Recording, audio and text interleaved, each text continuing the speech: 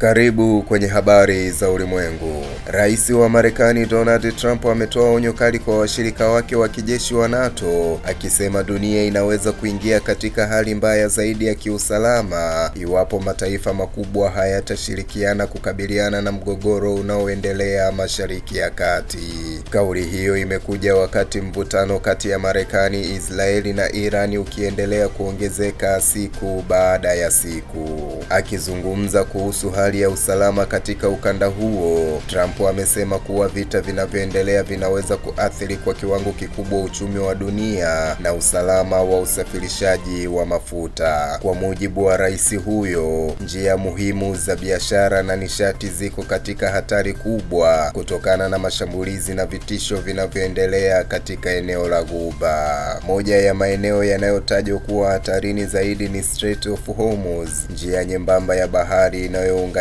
Ghuba ya Uajemi na bahari ya Oman. Njia hii ni muhimu sana kwa biashara ya mafuta duniani, kwani mamilioni ya mapipa ya mafuta hupita hapo kila siku kuelekea masoko ya kimataifa. Kutokana na hali hiyo, Trump amesisitiza kuwa kulinda njia hiyo ya kimkakati ni jukumu la mataifa mengi, si Marekani peke yake. Amesema iwapo njia hiyo itafungwa au kuvurugika, athari zake zitaonekana haraka katika uchumi wa dunia kupitia kupanda kwa bei ya mafuta na bidhaa nyingine. Katika kauli inayozua mjadala mkubwa, Trump pia amezitaka nchi kadhaa zenye nguvu kiuchumi na kijeshi kusaidia kulinda usafirishaji wa mafuta katika eneo hilo. Miongoni mwa mataifa yaliyotajwa ni China, Japani, Uingereza na Ufaransa. Kwa mujibu wa rais huyo wa Marekani, nchi hizo zinategemea sana mafuta yanayopita katika njia hiyo ya bahari, hivyo zina wajibu wa kushiriki katika operesheni za kijeshi za kuhakikisha usalama wa usafirishaji huo unaendelea bila matatizo.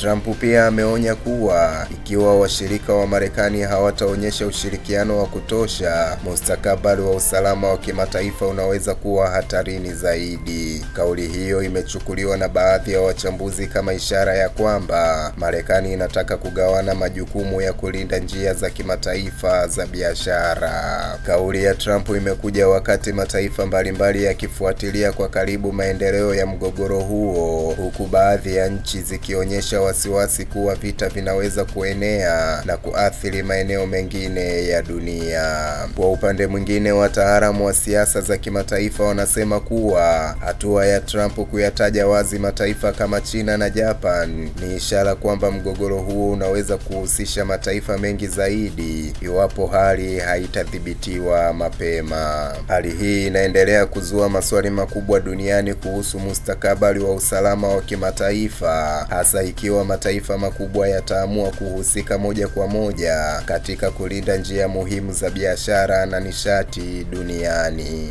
Mimi ni Isaac Samuel na hii ni Vision TV.